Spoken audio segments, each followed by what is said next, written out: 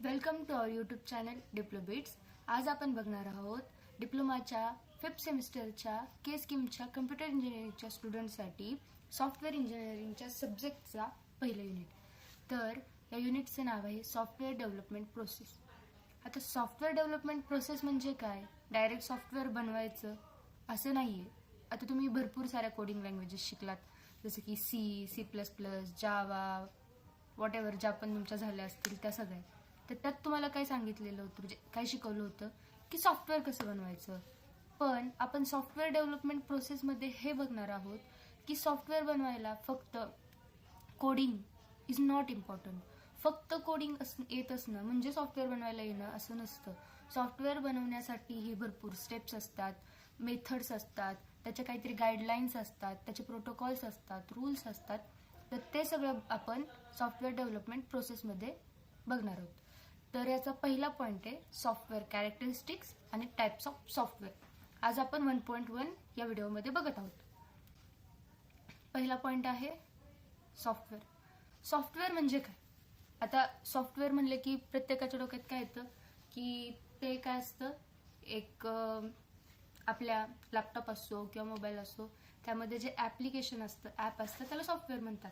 पण त्याची actual definition काय असते की software is a collection of programs, data and instruction that tell a computer how to work. म्हणजे काय असतं, प्रोग्राम असतात, डेटा असतात आणि इन्स्ट्रक्शन असतात.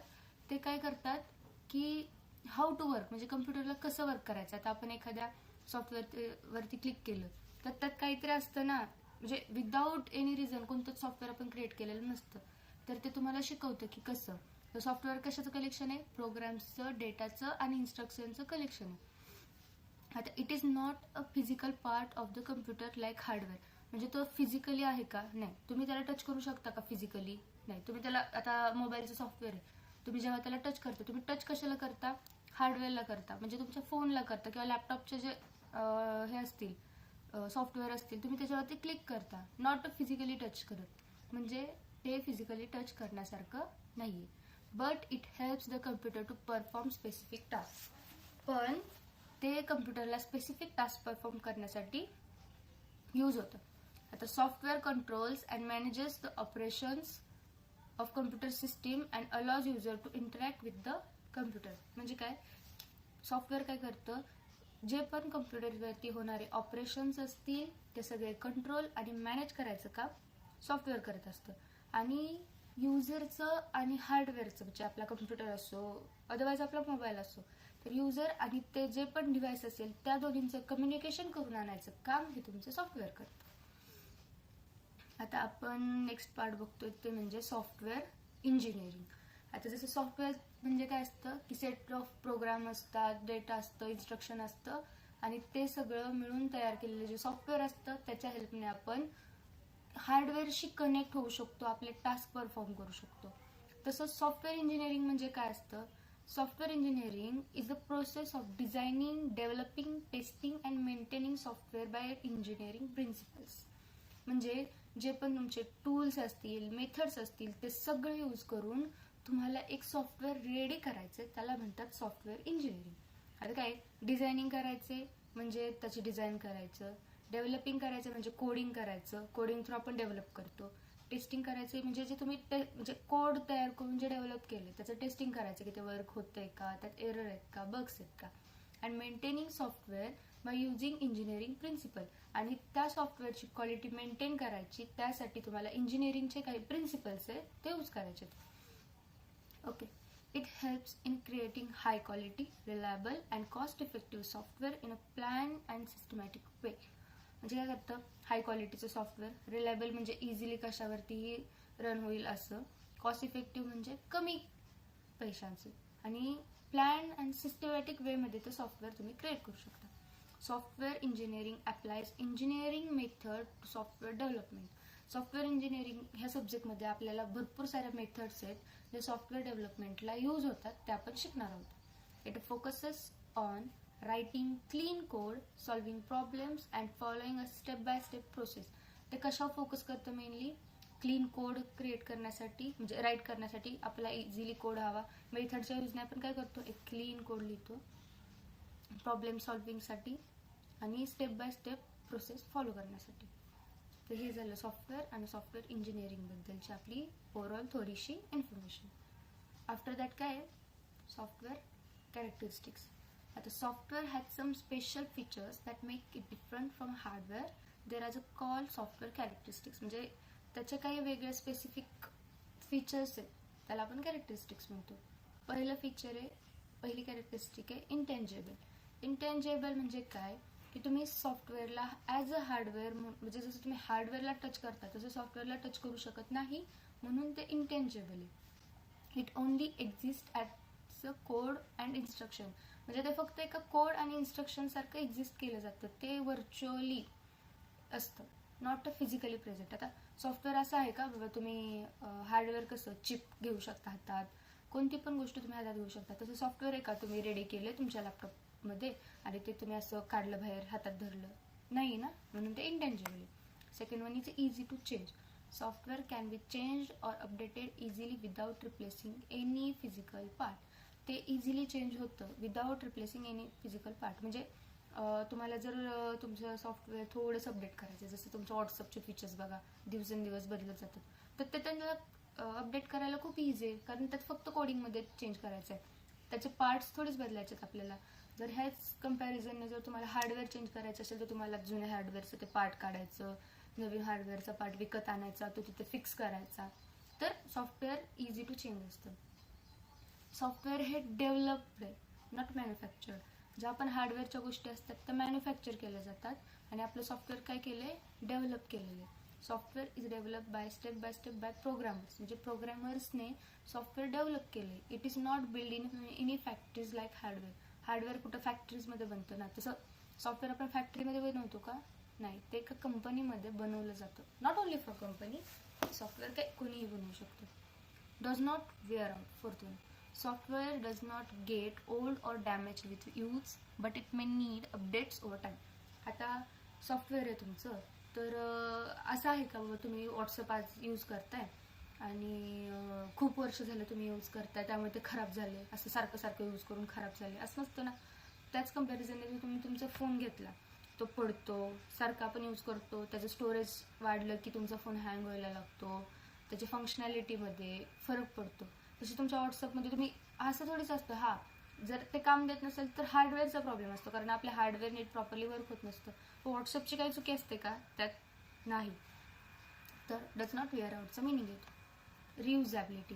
पार्ट्स ऑफ सॉफ्टवेअर म्हणजे काय असतं की सॉफ्टवेअर लिहायला म्हणजे क्रिएट करायला आपण जो कोड क्रिएट केलाय तो कोड तुम्ही कुठेही दुसऱ्या प्रोग्राम्समध्ये दुसरे सॉफ्टवेअर बनवताना सुद्धा यूज करू शकता. ते म्हणजे रियुजेबिलिटी. Complexity. Large software products can be very complex with many features and modules. भरपूर सारे मॉड्यूल्स फीचर्स असतील तर ते प्रोजेक्ट कॉम्प्लेक्स होऊ शकतं. आणि डिपेंडन्स ऑन हार्डवेअर. सॉफ्टवेअर आहे तर ते एका हार्डवेअरवरती डिपेंड असतं. म्हणजे आता तुम्ही सॉफ्टवेअर क्रिएट केले तर ते तुम्ही विदाऊट हार्डवेअर कुठेच रन करू शकत नाही. एक तर तुम्हाला लॅपटॉपची गरज आहे, फोनची गरज आहे, CPU लागतं, स्टोरेज लागतं, रॅम लागतं. तर डिपेंडन्स ऑन हार्डवेअर. तर ह्या झाल्या आपल्या सॉफ्टवेअरच्या कॅरेक्टरिस्टिक्स. नेक्स्ट आहे types of software. Software is collection of instructions that enable the user to interact with the computer, it's hardware or perform specific task.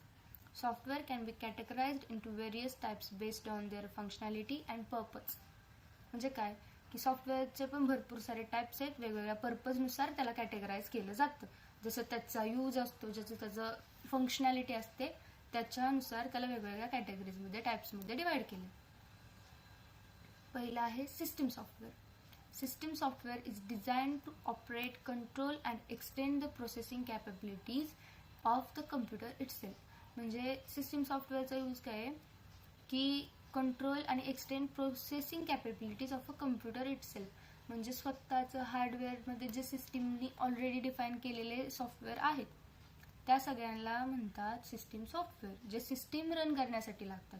आता तुमची ऑपरेटिंग सिस्टीम स्वतः सिस्टीमला लागते, डिव्हाइस ड्रायव्हर असतात ते पण सिस्टीममध्ये लागतात. त्याचं फंक्शन काय, manages hardware components, support application programs आणि provides basic functionality for user. आता त्याचे एक्झाम्पल्स बघूयात आपण. Operating system device driver, utility programs like antivirus, data fragment, backup software, हे सगळं. सेकंड आहे ॲप्लिकेशन सॉफ्टवेअर. आता त्याच्या नावातच आहे ॲप्लिकेशन सॉफ्टवेअर, म्हणजे ते ॲप्लिकेशन्स असतात जे युजर, म्हणजे सिस्टीम सॉफ्टवेअर आहे त्याचा आणि युजरचा काही संबंध नसतो. म्हणजे ते युजरच्या स्वतःच्या पर्सनल यूजसाठी नसतात, ते फक्त सिस्टीमसाठी असतात. तसे ॲप्लिकेशन सॉफ्टवेअर कसे युजरला जे स्वतःच्या यूजसाठी लागतात, जसं तुमचं व्हॉट्सअप असो, स्नॅपचॅट असो, इंस्टाग्राम असो, MS वर्ड असो, MS एक्सेल असो, पॉवर पॉईंट असो, ते तुम्ही स्वतःसाठी इन्स्टॉल करता ना तुमच्या जे पण डिव्हाइस असतील त्यात. तर application software is develop to help users perform specific task. म्हणजे युजरला एखादं टास्क परफॉर्म करायचं असेल तर ते रेडी केलं असतं. It runs on a top of the system software and is used for productivity or entertainment. म्हणजे प्रोडक्टिव्हिटी आणि एंटरटेनमेंट काही क्रिएट करायचं असेल किंवा एंटरटेनमेंट पर्पजसाठी आपण ॲप्लिकेशन सॉफ्टवेअर यूज करतो. ओके, एक्झाम्पल काय आहेत? MS Word, MS Excel, PowerPoint, Google Chrome, Mozilla Firefox, नंतर टॅली वगैरे ते सगळे.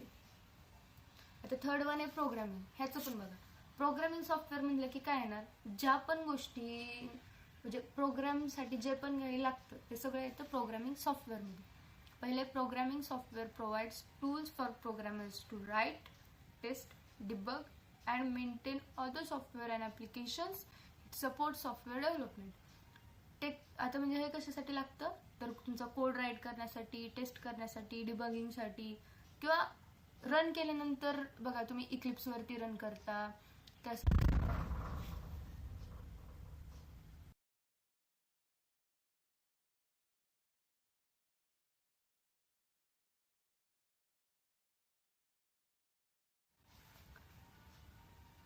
ज्या पण गोष्टी तुमच्या कोडला राईट करण्यासाठी, टेस्ट वगैरे सगळं करण्यासाठी लागतात त्या येतात प्रोग्रामिंग सॉफ्टवेअरमध्ये. ओके, तर याचे एक्झाम्पल काय? टेक्स्ट एडिटर म्हणजे जिथे तुम्ही तुमचा कोड लिहिता, VS कोड असो, नोटपॅड, सबलाईम टेक्स्ट. ते कंपायलर कोणते? C++ साठी टर्बो C++, GCC वगैरे ते. नंतर डिबगर्स असतील, इंटरप्रेटर्स असतील तर ते. आता मिडलवेअर सॉफ्टवेअर म्हणजे काय की ते काय करतं, सिस्टीम सोबत आणि युजरचं आणि सिस्टीमचं कम्युनिकेशन घडवण्यासाठी मिडलवेअर सॉफ्टवेअर आपण यूज करतो. बघा आता, middleware is a type of software that connects two or more different applications or software systems so they can communicate and exchange data exchange साठी वगैरे ते मिडलवेअर आपण सॉफ्टवेअर यूज करतो. It acts as a middle layer between the operating system and the application software. म्हणजे ते काय करतं, operating system आणि ॲप्लिकेशन सॉफ्टवेअर जे आहेत त्यांच्यामधला जो मिडल लेअर असतो त्यासाठी. त्याचे फंक्शन्स बघा, manages communication between software components, enable distributed system to work together. Example काय? Database middleware, web server, API connector. आता डेटाबेस काय करतो, डेटाबेसमधला डेटा फेच करण्यासाठी वगैरे ते सगळं त्यासाठी यूज केलं जातं. वेब सर्व्हरशी कम्युनिकेशन करण्यासाठी सुद्धा मिडलवेअर सॉफ्टवेअर यूज केले जातात. लास्ट वन आहे आपलं युटिलिटी सॉफ्टवेअर. युटिलिटी म्हणजे काय की तुमच्या सिस्टीमला, तुमच्या फोनला, लॅपटॉपला युटिलाइज करण्यासाठी जे सॉफ्टवेअर यूज केले जातात त्याला म्हणतात युटिलिटी सॉफ्टवेअर. म्हणजे कसं की त्याचा आता परफॉर्मन्स चांगला राहावा वगैरे वगैरे साठी जे आपण सॉफ्टवेअर यूज करतो, जसं की तुमच्या फोनचा असेल तर क्लीनअपसाठी असतं बघा, स्टोरेज क्लीनर असतो, कॅचे क्लीनर असतो. ते सॉफ्टवेअर आपण काय करतो, क्लीन करतो आपला फोन. तसंच लॅपटॉपचं काय असतं, अँटीव्हायरस सॉफ्टवेअर्स असतात, डिस्क क्लीनअप असतं, किंवा बॅकअपचे जे सॉफ्टवेअर असतात ते असले युटिलिटी सॉफ्टवेअरमध्ये. ओके, आय होप तुम्हाला सगळे आपला 1.1 कॅरेक्टरिस्टिक्स ऑफ सॉफ्टवेअर आणि टाइप्स ऑफ सॉफ्टवेअर हे दोन्ही पॉईंट समजले असतील. त्यासोबतच तुम्हाला सॉफ्टवेअर आणि सॉफ्टवेअर इंजिनिअरिंग म्हणजे काय हे पण समजलं असेल. जर तुम्हाला ऑनलाईन सेशन हवे असतील तर प्लीज कमेंटमध्ये मेसेज करू शकता की आम्हाला ऑनलाईन सेक्शन हवेत, आणि ह्या सेशनमध्ये जरी तुम्हाला काही डाऊट्स असतील तरी तुम्ही कमेंटमध्ये टाकू शकता. Thank you for watching our video.